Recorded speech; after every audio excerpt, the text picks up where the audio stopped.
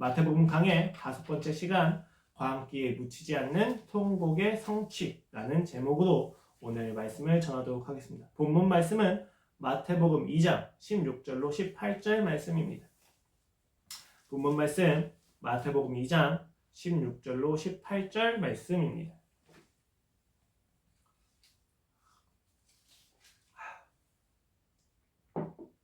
본문 말씀 마태복음 2장 16절로 18절 말씀입니다. 함께 봉독하시도록 하겠습니다. 시작! 이에 헤롯이 박사들에게 속은 줄 알고 심히 노하여 사람을 보내어 베들레헴과 그 모든 지경 안에 있는 산의 아이들 박사들에게 자세히 알아본 그 때를 기준하여 2살부터 그 아래로 다 죽이니, 이에 선지자 예레미야를 통하여 말씀하신 바 라마에서 슬퍼하며 크게 통곡하는 소리가 들리니 라헬이 그 자식을 위하여 애곡하는 것이라. 그가 자식이 없으므로 위로받기를 거절하였도다 함이 이루어졌느니라. 아멘. 이번 주에 저는 집에서 쉬면서 유민이하고 유진이하고 보드게임을 굉장히 많이 했습니다. 그리고 그 보드게임을 하면서 그냥 게임만 한 것이 아니라 내기도 했습니다. 설거지하기, 청소하기, 그리고 눈 오는 날 옷을 벗고 나가서 사진을 찍기, 제 차 위에 본네트 위에 눈이 쌓였는데 그 눈이 쌓인 곳에 누워가지고 사진을 찍어서 올라오기 등 굉장히 많은 내기를 했습니다. 그 수많은 내기 속에서 저는 단 한 번도 지는 것을 의도한 적이 없습니다. 단 한 번도 제가 내기에 걸려서 제가 그 벌칙을 수행할 거라고 의도한 적은 단 한 번도 없습니다. 그런데 그 내기의 결과로 저는 수없이 청소도 했고 설거지도 했으며 눈 오는 날 밖에 나가서 옷을 벗고 사진을 찍기도 했습니다. 그러나 저는 다시 한번 말씀드리지만 제가 지는 것을 의도한 적이 단 한 번도 없습니다. 예수 그리스도를 믿는 사건 안에서 신자가 된다는 것, 그리고 내가 신자가 되기를 결정했다는 것 안에는 우리가 결코 실패와 아픔과 절망과 고통을 감수하겠다고 의도한 적이 없습니다. 어떤 누구도 실패를 의도하지 않습니다. 어떤 누구도 고통을 의도하지 않습니다. 그런데 신자가 되어 보니 고통이 오더라는 말입니다. 아픔이 온다는 이야기입니다. 이상하게 우리의 삶에서는 절망과 고통이 반복된다는 것입니다. 그 아픔으로 인해서 우리의 삶에서 통곡의 소리가 가득해집니다. 성경은 이 통곡의 소리에 대해서 무엇이라고 이야기합니까? 성경은 우리의 이 아픔과 고통과 절망과 상처에 대해서 무엇이라고 이야기합니까? 우리가 기대하는 바는 그 통곡은 무조건 다 없을 것이다. 이젠 더 이상 아프지 않을 것이다. 행복할 것이다. 라고 기대하지만 성경에서 오늘 마태가 이야기하는 것은 통곡의 소리가 성취되었다는 것입니다. 그 아픔이 구약의 성취라고 이야기하는 것입니다. 굉장히 놀라운 이야기입니다. 종교라고 하는 것은 우리가 당하고 있는 고통과 아픔을 없애줘야 되는 것인데 마태는 오히려 그 고통이 있을 때, 그 애통함이 있을 때, 그 슬픔이 있는 것 자체가 성가의 성취라고, 구약에서 하나님께서 예언하신 그 예언의 성취라고 이야기를 한다는 것입니다. 도대체 어떻게 마태는 우리의 삶에서 울려 퍼지는 고통의 소리를 외면하지 않고 받아들임으로 그것을 하나님의 뜻으로 성취로 승화시킬 수 있는지에 대해서 우리는 질문을 가지게 됩니다. 이 질문에 대한 대답 속에서 우리는 삶에서 반복되는 고통과 아픔에 대해서 해석해낼 수 있는 근거를 얻어낼 수 있을 것입니다. 예수 그리스도를 중심으로 죽이려는 자와 경배하려는 자의 대비라고 하는 무대 위에서 호세아는 사랑이 성취되었다고 이야기합니다. 그리고 그 마태가 그 호세아의 성취, 사랑을 가지고 하나님의 사랑이 우리에게 성취되었다고 우리한테 이야기를 해주었습니다. 그 사랑과 함께 1막이 내려가고 이제 2막이 시작됩니다. 여전히 예수님을 중심으로 죽이려는 자와 경배하려고 하는 자의 대비가 있습니다. 그런데 예수님이 잠시 2막에서는 애굽으로 피신해서 나가십니다. 그리고 그 비어진 중심에 헤롯이 와서 광기를 보여줍니다. 예수님을 죽일 기회를 놓친 헤롯이 자신의 광기를 가지고 예수님 나에게 해당할 것 같은 아이를 모조리 죽여버립니다. 그 학살로 인해서 애통함의 소리가 베들레헴에 가득 차게 되었을 때 마태는 이야기합니다. 통곡의 소리가 성취되었구나. 구약의 예언이 성취되었도다 라고 말입니다. 이에 선지자 예레미야를 통하여 말씀하신 바 라마에서 슬퍼하며 크게 통곡하는 소리가 들리니 라헬이 그 자식을 위하여 애곡하는 것이다. 그가 자식이 없으므로 위로받기를 거절하였도다 함이 이루어졌느니라. 예수님을 죽이지 못한 광기가 2살 아래에 있는 모든 산의 아이를 죽여서 그로 인해서 통곡 소리가 나는데 마태는 이것을 가지고 하나님의 예언이 성취되었다고 이야기합니다. 마태가 인용한 본문은 예레미야서 31장 15절 말씀입니다. 여호와께서 이와 같이 말씀하십니다. 라마에서 슬퍼하며 통곡하는 소리가 들리니 라헬이 그 자식 때문에 애곡하는 것이다. 그가 자식이 없어서 위로받기를 거절하는도다. 이렇게 구약 본문까지 우리가 직접 읽어보지만 사실 오늘 이 말씀이 잘 이해가 되지 않습니다. 라마라고 하는 지역은 왜 나왔는지, 라헬이라고 하는 자가 왜 갑자기 등장했는지에 대해서 우리는 알 수가 없습니다. 그래서 저는 오늘 2가지의 초점을 맞춰서 오늘 말씀을 좀 이해해보고자 합니다. 첫 번째는 무대 자체에 대한 이해가 필요합니다. 오늘 헤롯이 어떠한 광기를 부리고 있는지 그 광기에 대한 심화적인 이해를 먼저 해보고자 합니다. 그리고 두 번째는 오늘 본문 말씀에서 인용한 예레미야서의 문맥과 배경 그리고 그 목적이 무엇인지에 대해서 조금 더 깊이 이해해보고자 합니다. 이 2가지 초점 안에서 오늘 우리는 고통을 우리가 어떻게 받아들여야 되는지 신자의 삶에서 고통이 어떻게 해석되는지에 대해서 함께 이해할 수 있을 것입니다. 마태복음 2장을 보면 마태가 보여주는 무대는 예수님을 중심으로 하고 있습니다. 경배하는 자, 죽이려는 자. 이 경배하려고 하는 자, 죽이려고 하는 자는 유대인과 이방인의 대부조가 아닙니다. 오히려 메시아를, 예수님을 더 깊이 이해하고 있는 자는 예수님을 더 죽이려고 하고 있고 예수님을 덜 이해하고 있는 자는 그를 경배하고 있다는 것입니다. 경배하려고 하는 자의 자리에는 동방박사가 있습니다. 죽이려고 하는 자의 자리에는 헤롯과 예루살렘이 있습니다. 예루살렘은 방관함으로 예수님을 죽이려고 하는 자들이고 헤롯은 적극적으로 예수님을 죽이려고 하는 자입니다. 이 헤롯이 예수님을 보다 쉽게 죽일 수 있는 기회를 놓쳤습니다. 천사가 예수님을 보호하기 위해서 동방박사를 안전하게 고향으로 인도하였고 또 요셉에게 나타나서 애굽으로 잠시 피신해 있으라고 이야기를 해주었다는 것입니다. 이로 인해서 헤롯은 자신이 속았다는 것을 알게 됩니다. 속은 것을 알게 된 헤롯은 분노하였고 분노한 헤롯은 베들레헴에 있는 2살 아래의 산의 아이들 모두 죽입니다. 당시 베들레헴의 인구가 약 1000명이라고 추정을 했을 때 그 산의 아이의 명수는 보통 20명이라고 저희가 추정합니다. 20명의 산의 아이가 베들레헴에서 죽었고 그로 인해서 자신의 아들, 자신의 자녀를 잃은 어머니들의 통곡 소리가 베들레헴에 가득했다는 것입니다. 저는 이 학살 사건 자체가 죄의 광기가 가져온 하나의 결과라고 생각합니다. 헤롯이 미친 거예요. 근데 헤롯만 미쳤을까요? 우리는 그 광기가 없을까요? 저는 오늘 헤롯의 광기를 먼저 살펴보면서 마태가 제시한 무대의 이 광기가 헤롯만의 광기가 아니라 우리도 마찬가지로 가지고 있는 광기라는 것을 하나 이야기해보고자 합니다. 먼저 헤롯은 자신이 속은 줄 알았습니다. 그리고 분노했습니다. 그리고 살인하였습니다. 먼저 그는 속았다고 생각했어요. 속은 줄 알고 라고 이야기하고 있거든요. 여러분 근데 누가 누굴 속였습니까? 맞습니다. 동방박사가 약속을 했어요. 메시아가 어디서 나는지 알면 돌아와서 메시아가 누군지 어디에서 났는지 알려주겠다고. 그런데 동방박사가 오질 않았어요. 헤롯이 속은 거죠. 동방박사가 약속을 지키지 않은 거죠. 그런데 여러분 이 약속 자체가 정말 공정했을까요? 동방박사가 만약에 헤롯이 그 메시아가 있는 장소를 알아서 메시아를 죽이려고 한다는 것을 알고 있었다면 그런 약속을 과연 했을까요? 그렇지 않죠. 이 약속 자체가 불공정하다는 거예요. 이 불공정한 약속을 가지고 동방박사가 돌아오지 않았다는 사실을 알았다면 헤롯은 자신이 했던 거짓말에 들통났다는 사실에 창피해하거나 수치를 경험하거나 당황해야죠. 그런데 헤롯이 가지는 다음 반응은 무엇이었습니까? 심히 노하여라고 성경은 표현하고 있습니다. 자신의 수치가 드러난 곳에서 헤롯이 하는 반응은 분노였습니다. 수치가 아니었어요. 부끄러움이 아니었어요. 회개가 아니었습니다. 헤롯은 분노합니다. 왜요? 그 분노함으로 그 수치마저도 삭제하기 위하여. 헤롯의 그 분노는 수치를 덮어버렸습니다. 거짓을 가지고서라도 예수님을 죽여야 하는 시도가 실패했다는 것에 그는 분노합니다. 여러분, 분노하고 하는 감정 자체가 잘못된 것입니까?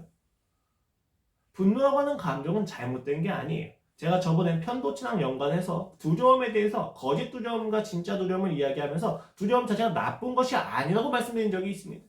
맞아요. 분노 역시도 이 두 조건과 굉장히 밀접한 관계성이 있어요. 그래서 이 분노 역시도 그 자체가 잘못된 건 아니에요. 이 분노는 나를 향해서 가지는 모든 위협에 대한 인간의 반응입니다. 인간의 생존에는 분노가 필요해요. 두려움을 가지게 되면 인간은 도망갈 수도 있죠. 그러나 분노를 가지고 그것을 극복하거나 어떤 부분에서 날 지킬 수 있는 감정이 바로 분노란 말입니다. 분노는 가져야 되는 거예요. 그런데 이 분노는 항상 나에 대한 위협을 전제로 합니다. 나에 대한 위협이 있을 때 분노가 올라온다는 거예요. 그것은 무슨 이야기냐? 나를 무엇으로 규정하고 있는지에 따라서 분노가 다르게 나타난다는 거예요.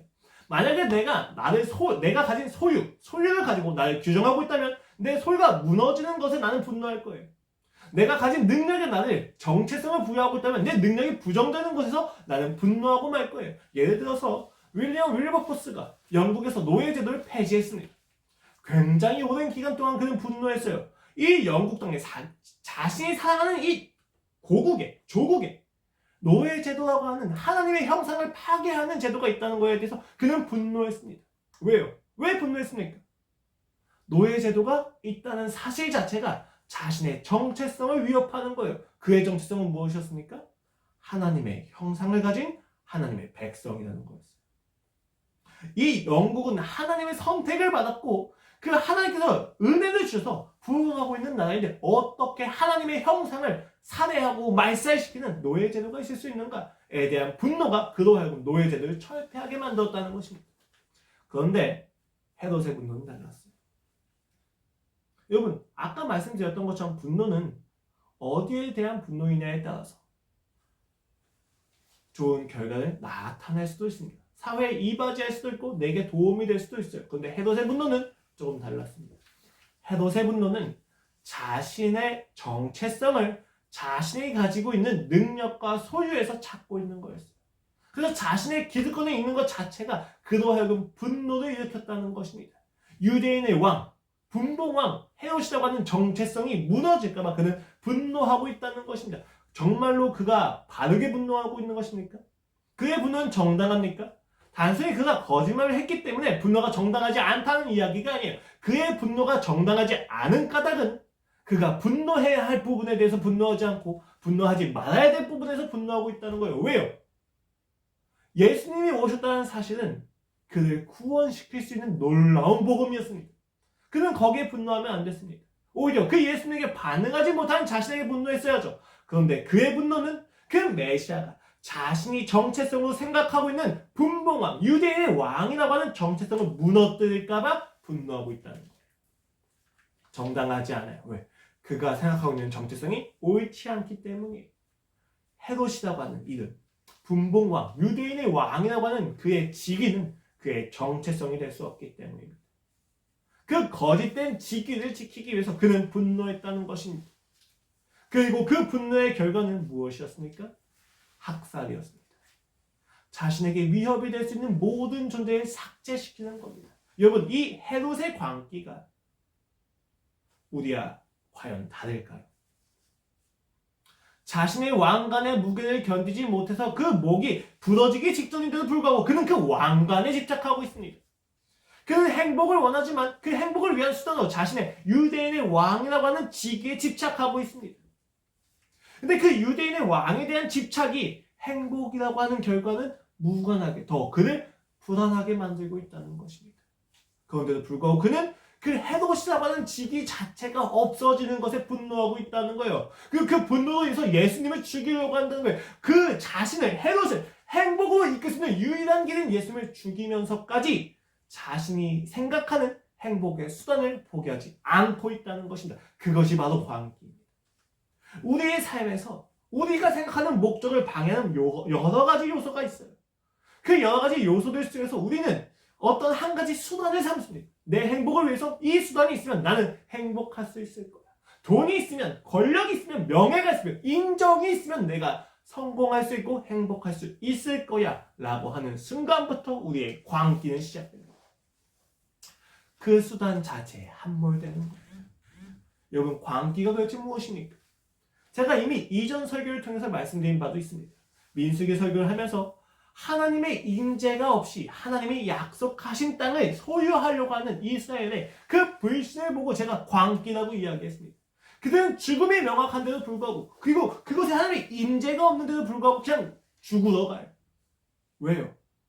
죄가 그들을 미치게 했다는 것입니다. 여러분, 사랑과 생명과 행복이 다 어디에 있습니까? 하나님 안에 있습니다. 그런데 죄가 우리를 미치게 한 결과 우리는 어떤 생각을 가지게 됩니까?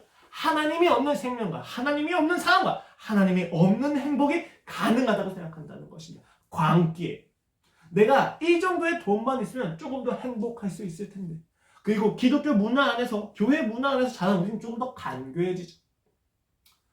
하나님 저한테 이 돈만 주시면 이라고 이야기하면서 하나님하고 같이 공존할 수 있는 것처럼 생각합니다. 그런데 여러분, 하나님이 우리를 만족시키시는 유일한 방법은 돈이 아닙니다.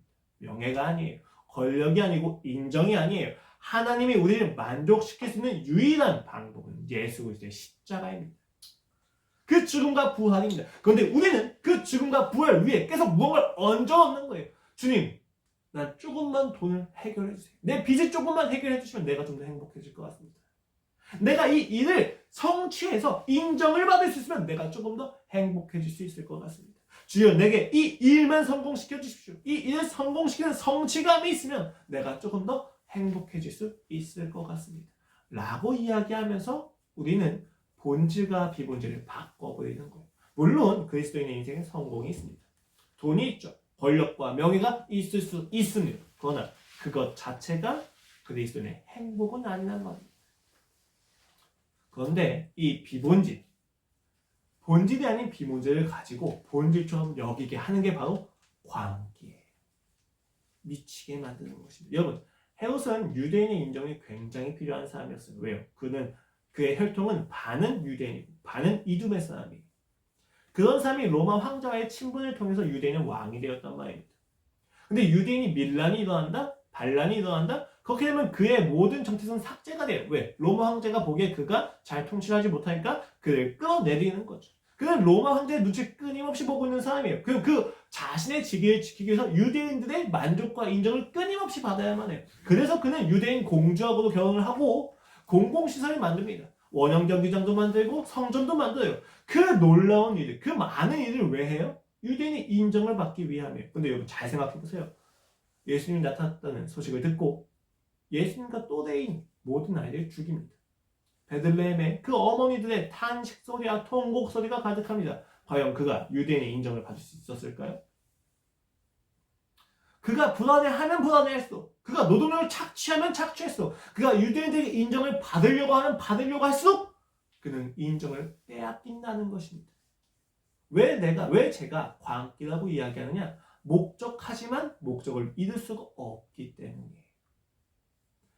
유대인의 인정을 받고자 하지만 유대인의 인정을 받을 수 없는 방법을 계속 추구한다는 거예요. 그게 바로 광기예요. 우리가 하나님을 추구하지만 이 하나님을 추구하는 수단으로 일의 성공과 돈의 획득을 이야기하면 할수록 하나님부터 멀어지는 광기가 온다는 겁니다. 행복을 추구하는데 추구하면 추구할수록 행복부터 멀어지는 거예요. 이 행복을 위한 수단이 돈이라고 생각하는 순간, 권력이라고 생각하는 순간, 인정이라고 생각하는 순간 우리는 그 행복부터 멀어지게 된다는 것입니다. 심지어 어디까지 갑니까? 자신이 바라는 것을 막고 있는 무언가가 있는 것처럼 여겨지면 끊임없이 회유하고 협박하고 구슬려서 어떻게든 자신의 행복을 이루려고 합니다. 그런데 결국은 안 된다 싶으면 어떻게 해요? 포기하거나 그것을 삭제시켜버립니다. 모든 능력을 다해서.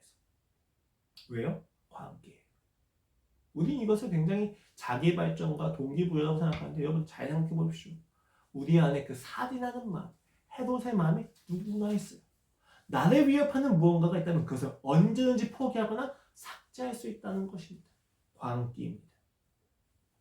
자신이 바라는 것을 목적을 이루기 위한 수단으로 무언가에 집착하지만 그 수단에 대한 집착으로 오히려 그 목적 자체를 잃어버리는 거예요. 이게 헤롯에게만 해당되는 것이 아니라 저에게도 해당된다는 사실 저는 너무나도 깊이 알고 있습니다. 한 남자가 결혼을 했습니다. 평생 누구를 의지해 본 적도 없고 의지를 받아본 적도 없습니다. 도움을 준 적도 없고 도움을 받아본 적도 없는 그 사람이 사랑을 알게 돼서 한 여자와 결혼하게 됩니다. 결혼을 하게 돼서 가정을 이루니까 너무 큰 힘이 돼요. 아, 이게 도움을 받는 거구나. 아, 이게 도움을 주는 거구나. 아, 이게 의존을 받는 거고 이게 의존을 주는 거구나. 라고 하는 그 안정감 속에서 그는 더욱더 능력이 탁월해지기 시작합니다. 능력이 탁월해지면서 그는 더욱더 열심히 일하기 시작합니다. 왜요? 열심히 일해서 돈을 많이 벌면 아내가 행복해할 테니까요. 더 열심히 능력을 추구하고 더 열심히 성취를 추구합니다. 힘들 때마다 아내에게서 위로를 받고 안정감을 다시 얻어서 다시 한번 나가서 일을 합니다. 그렇게 일을 하고 할수록 그는 아내와 있는 시간이 점점 줄어듭니다. 기념일 챙긴 걸 잊기 시작하고 함께하는 시간을 소홀히 여기기 시작합니다. 그렇게 그에게 아내는 무엇이 됩니까? 처음엔 목적이었습니다. 그 아내 자체가 좋았어요. 사랑하는 대상이었어요. 근데 능력을 추구하면 추구할수록 아내를 더욱더 행복하게 하기 위한 능력을 추구할수록 그의 삶은 무언가 뒤틀리기 시작합니다. 아내가 사랑의 대상이 아니라 아내가 자신이 더욱더 능력을 추구할 수 있도록 자신에게 힘을 주고 안정감을 주는 수단이 되었다는 것이에요. 목적과 수단이 바뀌기 시작한 겁니다. 그렇게 되자 그의 삶에서 능력에 대한 성취가 있으면 있을수록 아내는 점점 더 수단화가 되어지고 비인격화됩니다. 그리고 어느 날 그는 그 아내를 떠나서 다른 여자와 바람이 날 수밖에 없어요. 왜요? 더 이상 아내가 사랑의 대상이 되지 않았기 때문입니다. 자신에게 힘을 주는 수단이 되었기 때문입니다. 지금 이거 재난 문자 와서 끝인 거 아닌가요? 아, 되고 있는데. 잘 되고 있어요? 되고 있네. 비대면 예배는 참 힘듭니다. 되게 집중 포인트였는데 아쉽다. 자, 다시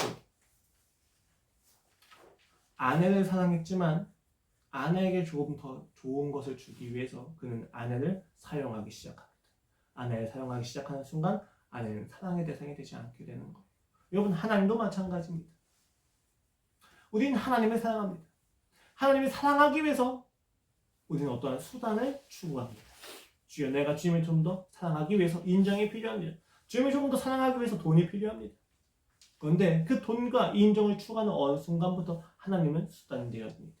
그럼 그때부터 하나님은 없어지는 거예요. 문제는 뭐냐면 하나님이 없는 명예와 하나님이 없는 돈과 하나님이 없는 권력은 모두 우리에게 공허함만 가져다 준다는 것입니다. 열심히 내가 권력을 추구해서 정상에 올라갔는데 하나님이 없는 권력이 얼마나 허망한지를 맛볼 수밖에 없는 절망이 우리의 인생에 가득하게 된다는 것입니다. 누군가는 이렇게 이야기할지도 모른다. 아내는 내게 보고 듣고 느낄 수 있지 않아요. 실제 하잖아요. 근데 하나님 보지도 못하고 듣지도 못하고 함께 하시면 느낄 수도 없잖아요 라고 이야기할 수도 있어요. 그런데 여러분, 너무 잘 아실 거예요. 보이지 않는 것들이 우리의 삶에 더 큰 영향을 미친다는 거예요. 보이지 않고 느껴지지 않는다는 것 자체가 존재하지 않으며 그것이 가치가 없다고 이야기할 수 없다는 것을 여러분은 알 것입니다. 하나님은 우리의 목적입니까? 수단입니까? 누구나 다 목적으로 시작을 합니다.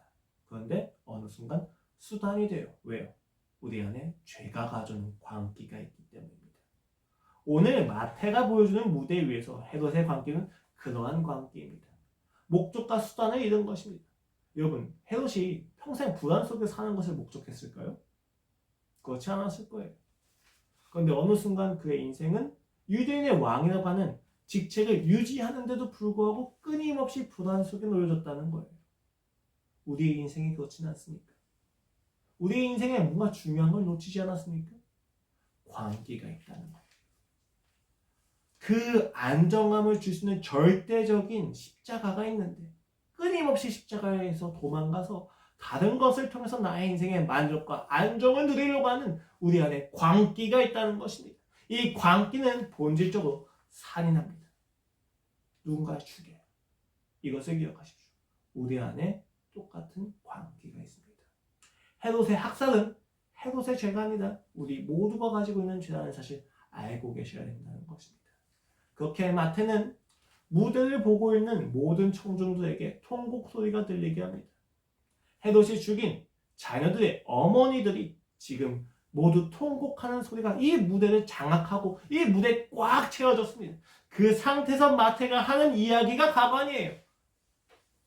구약의 말씀이 성취되었다는 것입니다. 여러분 이상해요. 왜요? 마태는 지금 왜 계속해서 구약의 성취를 이야기합니까? 왜 구약에 있는 이야기들이 이루어졌다고 이야기합니까? 그리스도 예수가 왕이시라는 사실을 입증하기 위함입니다. 그리스도 예수가 왕이라는 사실을 입증하기 위해서 그가 인용해야 되는 구약의 말씀들은 통곡이 아니라 그가 얼만큼 왕된 능력이 있는지에 대한 입증이 되어야 돼요. 얼마나 예수님이 위대하신지, 얼마나 예수님으로 인해서 많은 좋은 결과들이 있는지 예언해야 되는데 오히려 마태는 고통과 통곡 소리가 성취되었다고 이야기한다는 것입니다. 아이러니예요. 예수님이 오셨고 예수님이 왕이에요. 근데 통곡 소리가 가득해요. 애곡함이 가득해요. 그렇다면 그 왕한테 우리가 기대할 것은 통곡과 애통이 되버리잖아요. 이건 이상하다는 거예요. 예수님이 왕이신 걸 입증하기 위해서 인용한 구절이 왜 통곡이지? 아픔이지? 고통이지? 라는 질문을 가지게 만든다는 것입니다. 이것을 이해하기 위해선 유대인의 배경을 좀 이해해야 돼요. 그리고 그 유대인의 배경과 함께 예레미야서를 조금 더 깊이 보도록 하겠습니다. 예레미야서는 그리고 예레미야 선지자는 성경에서 눈물의 선지자로 유명합니다. 왜? 그가 요시야 왕 때 이제 하나님의 부르심을 받아서 선지자가 되었는데 남유다를 향해서 보통 메시지를 전했어요. 남쪽에 있는 유다 왕족이죠. 그때 이 선지자 사역을 하면서 그는 하나님께서 그에게 주신 메시지를 남쪽에 있는 유다 백성들에게 전하는데 그 메시지의 내용이 무엇이냐? 굉장히 재밌어요. 보통은 이런 메시지가 되어야 됩니다. 회개해라. 너희가 불신을 저질렀고 하나님이 진노하셨으니 너희가 회개해라. 그렇다면 하나님이 너희를 멸망시키지 않으실 것이다. 라고 예언이 되어야 돼요. 그런데 예레미야의 예언은 메시지는 굉장히 강했어요. 너희가 불신을 저질렀다. 하나님이 진노하셨다. 그러니까 회개해라. 그렇지만 회개해도 너희는 멸망할 것이다. 아니 그러면 내가 회개를 할 이유가 없잖아요. 멸망을 피하기 위해서 회개를 하는 건데 오히려 예레미야는 너희가 회개해도 멸망을 피할 수 없다. 그러니까 그 멸망에 순종해라 라고 이야기하고 있다는 거예요.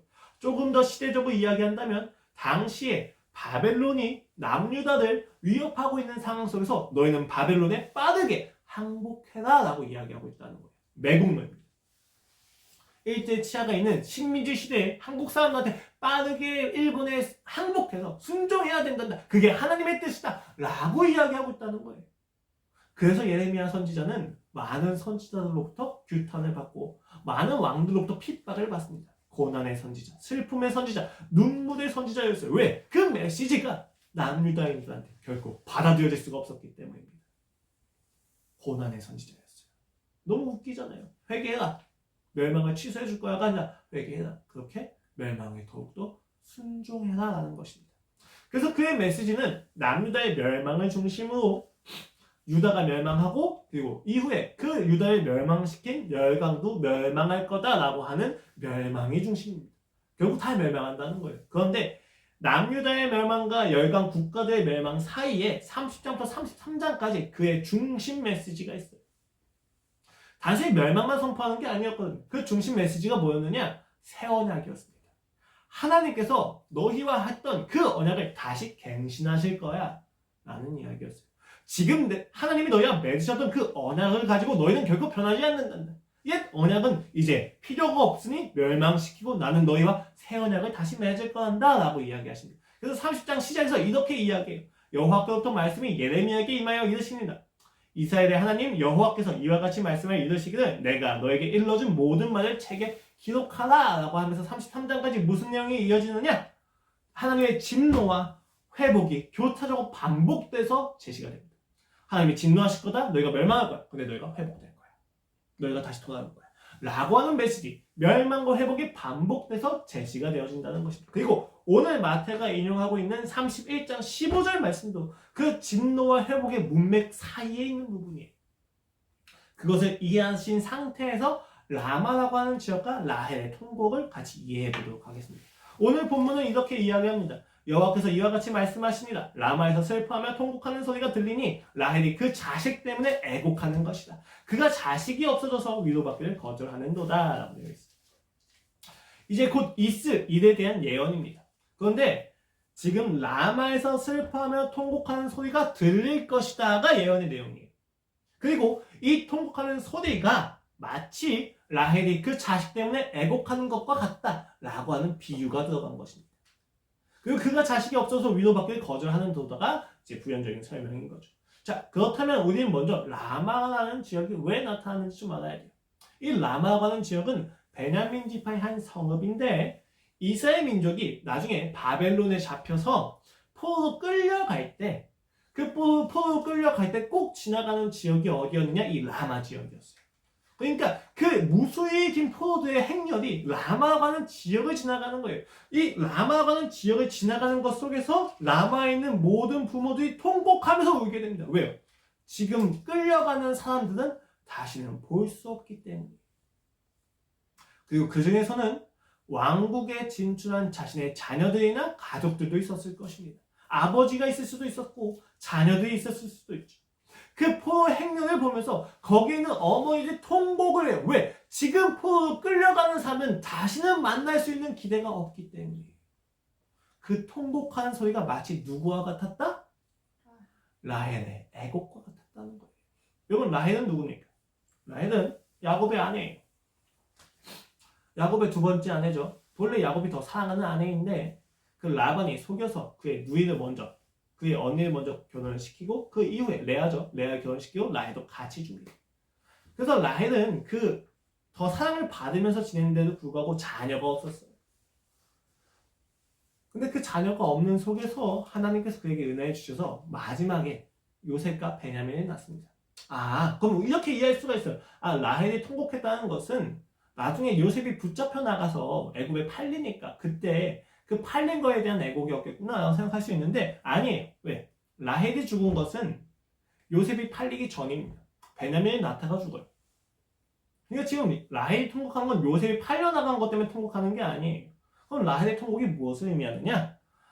요셉의 자식은 므낫세가 있고 에브라임이 있어요. 그리고 나중에 남유다하고 북이스라엘이 이렇게 갈라질 때 북이스라엘을 가지고 하나님이 뭐라고 이야기하시냐면 항상 에브라임아라고 이야기하세요. 요셉의 장자인 에브라임의 이름을 계속 부르세요. 왜요? 에브라임이 북이스라엘 지파에서 가장 큰 지파였기 때문에. 그러니까 고유명사처럼 대신해서 불러지는 이름, 별칭으로서 에브라임이 불립니다. 그리고 이 에브라임이 라헬의 자녀라고 우리가 보통 이야기를 합니다. 그러니까 지금 라헬이 자식이 없어서 애곡한다, 위로받기를 거절했다는 얘기는 무슨 이야기냐면 남유다가 멸망하기 전에 북이스라엘이 멸망해요. 그리고 그 북이스라엘 애칭이 에브라임이에요.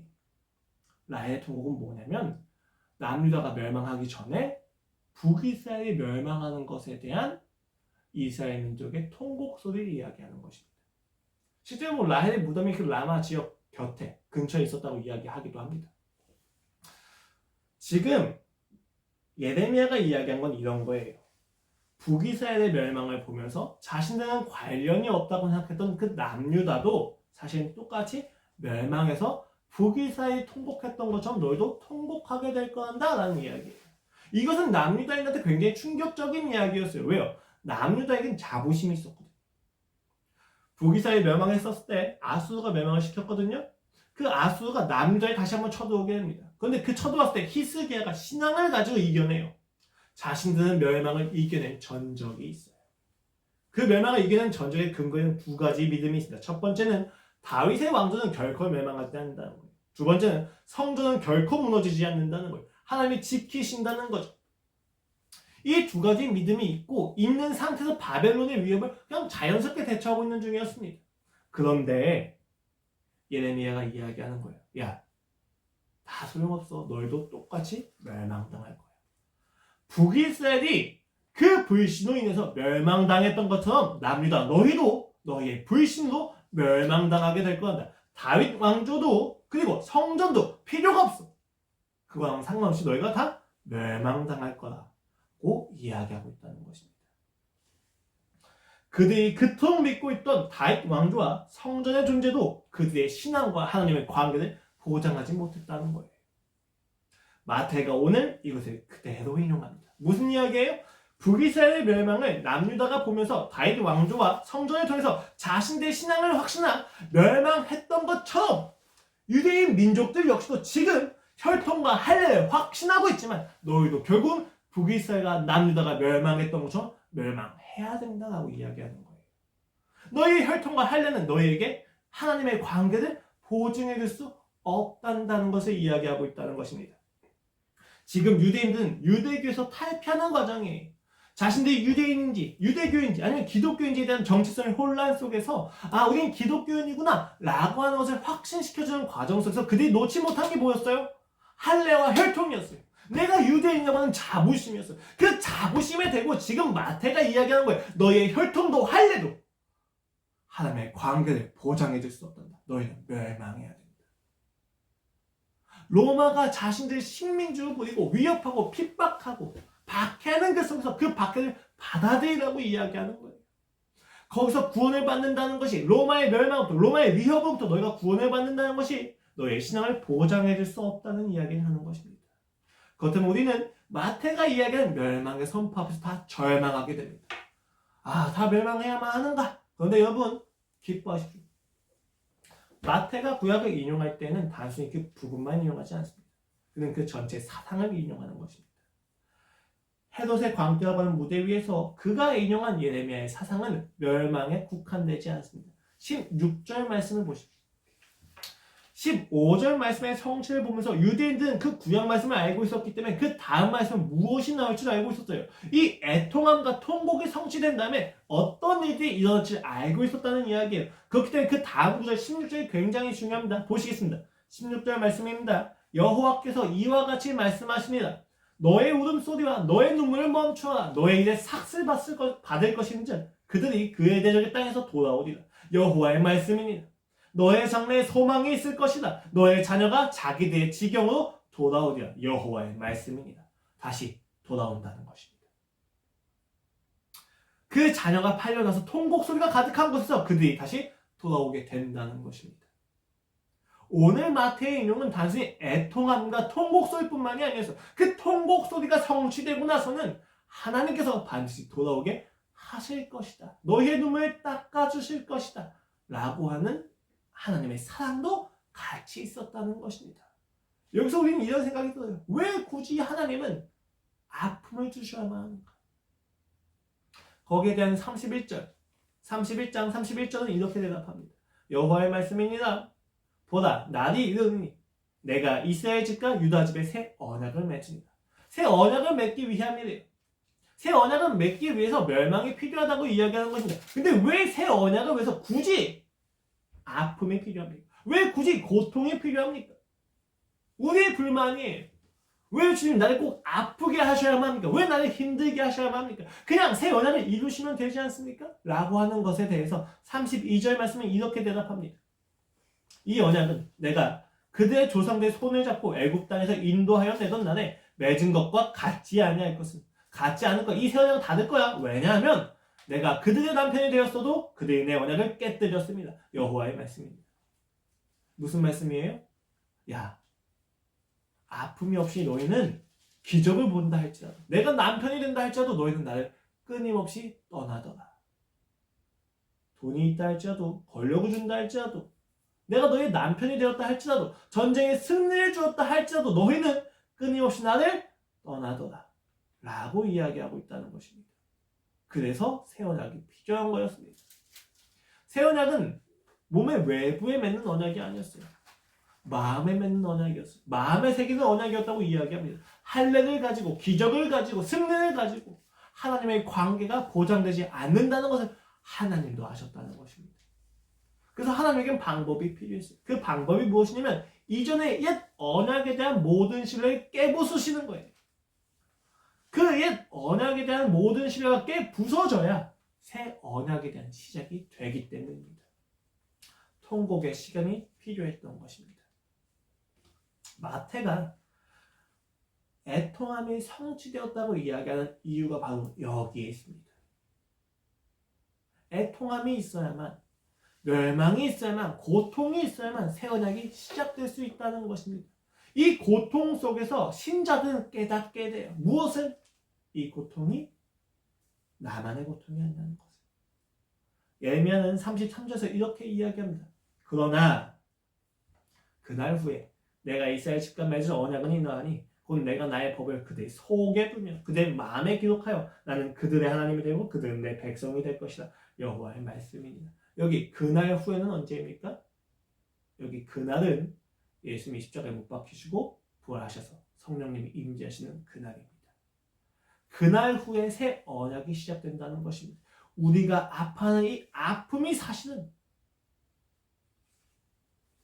예수님을 만나기 위한 아픔이라는 것을 그들은 알고 계셨다는 겁니다.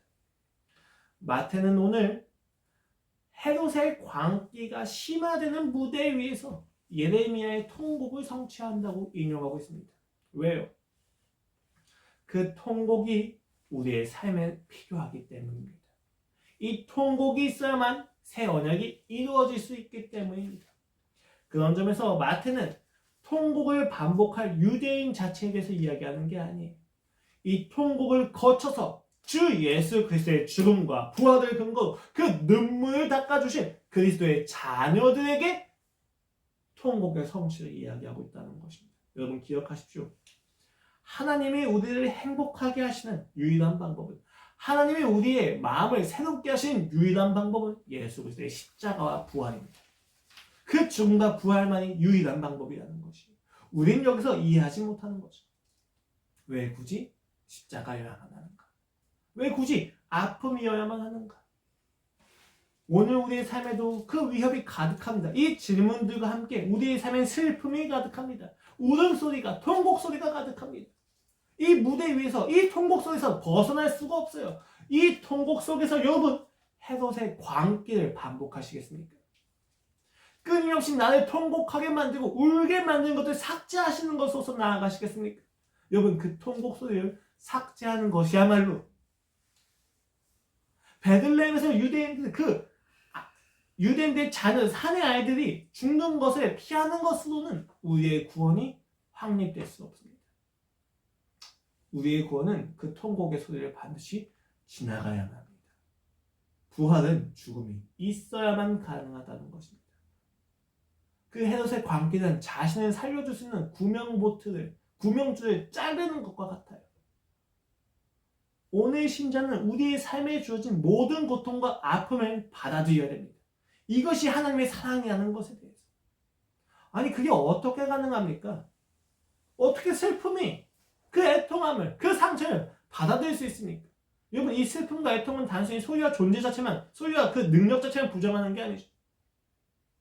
내가 하고 싶은 것들, 내가 되고 싶은 자아를 무너뜨린 모든 것들, 나의 계름이 발견되었을 때, 나의 쓰러짐과 넘어짐과 내가 쉽게 분노하는 다혈질적인 성미가 드러날 때도 우리는 아픕니다. 내가 생각하는 것처럼 여유 있는 사람이 아니구나. 내가 생각하는 것처럼 괜찮은 사람이 아니구나가 밝혀질 때도 우리는 아픕니다. 자아에 대한 위협이기 때문에. 그 위협 속에서 우리는 이렇게 얘기하는 거예요. 하나님 이렇게 아프게 하지 않으면서도 승리를 주실 수 있고, 이렇게 아프지 않게 하시면서도 부활과 새 언약과 새로운 백성된 정체성을 주실 수 있잖아요 하고 우리는 이야기한다는 거예요. 그런데 이 애통함이 왜 필요하느냐? 이 애통함을 조금 알았을 때 우리는 비로소 예수 그리스도의 아픔을 이해하기 때문입니다. 제가 계속 말씀드리지만 남유다 혹은 북이스라엘, 이스라엘의 멸망은, 그 멸망의 아픔은 여러분 하나님의 아픔을 반영하는 결과입니다. 왜? 이스라엘을 죽이시면서까지 구원을 이끄시겠다, 회복을 이끄시겠다고 하는 하나님의 외침은 당시 고대 근동의 전쟁이 국가가 패퇴했을 때 그 국가의 신도 함께 패퇴하고 죽는 것과 같다는 것을 의미했을 때 하나님께서 그들에게 너희가 죽어야만 돌아올 수 있다면 내가 너희를 죽여버릴 거다 라고 하는 선언은 내가 죽어야만, 내 이름이 모욕을 당해야만, 내 명예가 사라져야만, 짓밟혀야만 너희가 돌아올 수 있다면 나는 죽어버릴 거란다, 내 명예는 짓밟힐 거란다 라고 하는 십자가의 외침이기 때문입니다. 그리고 그것은 그날 주 예수 그리스도가 십자가에 못 박혀지는 그날에 모두 다 이루어집니다. 예수님이 죽어야만 너희가 돌아올 수 있다면 나는 예수를 죽여야만 한다. 그 예수 그리스도의 아픔에 대해서 이해할 수 있는 유일한 방법은 우리의 자아가 깨어지는 아픔입니다. 이 깨어짐 속에서 우리는 예수 그리스도의 아픔을 알게 돼요. 그런데 여러분 이것을 기억하십시오. 단순히 아픔을 알게 된다고 해서 예수님을 사랑하지는 않습니다. 근데 그 아픔을 알게 되는 과정 속에서 이 생각을 가지게 돼요. 어떤 생각입니까? 이 아픔 속에서도, 이 처절함 속에서도 왜 그는 나를 포기하지 않으셨는가? 이 질문이 모든 믿는 신자들에게 따라옵니다. 그 질문에 대해서 예수님이 십자가에서 하시는 대답은 간단해요. 내가 너를 사랑하니까. 그 사랑 앞에서 새 언약이 이루어지는 것입니다. 할례와 혈통이 아니에요. 그 사랑이, 그 아픔을 견디는 사랑이 우리로 하여금 변하게 한다는 것입니다. 그 하나님을 사랑하게 만든다는 것입니다. 여러분, 제가 반복해서 이야기하지만 자녀들이 언제 부모님을 사랑합니까? 자신이 부모가 돼서 자녀를 기르는 아픔을 알게 될 때. 특히 여자들은 출산의 고통을 겪을 때 엄마의 사랑을 깨닫게 됩니다. 인간은 그 고통 속에서 사랑을 깨달아요. 근데 그 고통 자체가 중요한 게 아니에요. 그 고통을 견디면서까지 나를 놓지 않았던 이유가 무엇일까? 우리 부모님이 나를 정말 사랑하셨구나. 이렇게 되어진다는 것입니다. 오늘 여러분에 주어진 고통과 애통함을 부정하지 마십시오. 그 고통과 애통함을 받아들이시면서 하나님에게 나아가십시오. 이 고통을 받은 이유에 대해서 가족의 구원을 가지고 기도하시는 분들이라면 너무 잘 공감이 될 거예요. 여러분, 가족들 중에서 먼저 믿는 사람은 항상 먼저 존재해요. 저 같은 경우도 지금 저희가 3대째, 4대째 기독교 가문이지만 사실상 저희 가정 안에서는 그 은혜가 확장되지 않고 있는 건 사실입니다. 교회는 다니지만 신앙이 회복되지 않은 상태예요. 그럼 그 상태에서 왜 내가 먼저 믿게 되었는가? 왜 내가 먼저 신앙을 가지게 되었는가? 제가 잘나서요? 제가 탁월해서요? 제가 먼저 하나님을 잘 깨달아서요? 아니에요. 전적인 하나님의 은혜예요. 그가 나를 찾아와 주셨어요. 그런데 문제는 뭐냐면 내가 먼저 믿었기 때문에 그 가족들의 방황을 기다려줘야 된다는 거예요. 근데 여러분, 기다려준다는 건 너무 아픕니다. 기다려줄게. 괜찮아. 언제든 기다려줄게. 라고 하는 여유 뒤에는 굉장히 아파하는 마음이 있어요. 나와 함께 했으면 좋겠는데. 나와 함께 예배 드렸으면 좋겠는데. 너도 나와 같이 하나님이라고 하는 궁극적인 가치를 추구했으면 좋겠는데 너는 잠깐 시간이 필요하구나. 그래. 너의 자발성을 존중해줄게. 마음껏 돌아다녀보고 마음껏 살아봐. 하지만 난 여기서 기다릴게. 라고 하는 사랑하는 사람의 마음은 찢어집니다. 여러분, 이 아픔이 왜 필요합니까? 왜 굳이 나를 먼저 믿게 하셔서 이 아픔을 허락하십니까? 간단해요. 그 아픔이 나를 기다리셨던 예수 그리스도의 아픔이었기 때문입니다. 하나님은 그렇게 내게 예수님을 알려주시는 거예요. 여러분, 근데 이 고통을 알았다는 것 자체가 나를 위안시켜주고 정신승리를 끝내주느냐? 아니요. 내가 예수 그리스도의 고통을 알게 되었다는 것을 감격 속에서 알게 되었을 때 우리 신자는 확신하게 됩니다. 무엇을요? 이 고통이 고통으로 끝나지 않는다는 것을요. 십자가에서의 죽음과 고통이 곧 부활로 전환된다는 것을 우리는 알고 있기 때문입니다. 내가 예수 그리스도의 고통을 알았구나 라고 생각했을 때 우리의 마음에서 샘솟아 올라오는 확신이 무엇이냐? 이 고통이 고통으로 끝나지 않겠구나. 주님 감사합니다. 이 고통이 내가 주 예수 그리스도의 고통이라는 걸 알게 되었다는 것은 내가 주 예수 그리스도의 부활에 동참했다는 것을 의미하는군요. 이 고통이 고통에서 끝나지 않는군요. 우리는 결말이 없는 싸움을 하지 않습니다. 결말이 확실한 싸움을 합니다. 신자의 결말은, 신자의 운명에 대한 결정은 부활입니다. 부활이 있기 때문에 우리의 모든 고통과 아픔들은 기쁨이 되어질 수 있습니다. 그 예수 그리스도의 마음을 아는 것이 내게 기쁨이 되며 그를 닮아가는 중요한 사랑이 된다는 것입니다. 은혜가 된다는 것입니다. 오늘 여러분의 삶에서 아픔이 있으십니까? 애통함이 있으십니까? 통곡소리가 가득하십니까? 그 통곡소리는 오늘 여러분이 잘못 살았다는 것을 이야기하지 않습니다. 내가 죄져서 그래 라고 단순한 이해로 돌아가지 마십시오. 물론 그러한 부분도 있을 거예요. 그런데 여러분, 신자의 삶에서 반복되는 애통함과 통곡은 하나님의 부활이 멀지 않았다는 것을 의미합니다. 그 부활에 참여하는 기쁨이 멀지 않았다는 것을 의미합니다. 기뻐하십시오. 그 애통함을 받아들이십시오. 내가 무너져야 진짜 내가 세워질 수 있다는 것입니다. 그 애통함을, 그 통곡 소리를 광기를 가지고 삭제하지 마십시오. 여러분, 그 애통함과 통곡만이 여러분을 구원시켜줄 수 있습니다. 그 슬픔과 상처와 아픔을 피하시면 안 됩니다. 받아들이십시오. 받을 수가 없어요. 그러니까 십자가로 가는 거예요. 다시 십자가로 가셔서 받아들이십시오. 헤롯의 광기는 그를 구원하지 못합니다. 예수 그리스도의 사랑만이 여러분을 구원할 수 있다는 것입니다. 그 아픔과 통곡에 동참하시어 예수 그리스도의 부활에 참여하는 여러분이 되기를 권면합니다. 기도하시겠습니다. 하나님 아버지, 오늘 저희가 마태복음 2장의 선포와 성취를 보면서 예수 그리스도의 아픔과 슬픔을 다시 한번 묵상해 봅니다. 주께서 왕되심을 선포하기 위하여 필요한 것은 통곡 소리였습니다. 아픔이었습니다. 슬픔이었습니다. 상처였습니다. 주님, 그 상처 가운데서 주여 우리를 구원하실 때 상처에서 벗어나는 것이 아니라 상처 속에 담겨진 그리스도의 십자가의 부활로 나아가게 하소서. 이 아픔이 아픔으로 끝나지 않는 것을 믿습니다. 이 아픔은 반드시 우리를 그의 생명으로 이끈다는 것을 알고 있습니다. 오늘 이 교회에 있는 모든 지체들의 삶에 주어진 애통함과 슬픔과 통곡 소리가 주 예수 그리스도의 부활까지 이어지게 하여 주시옵소서. 감사하며 예수 그리스도의 이름으로 기도드렸습니다.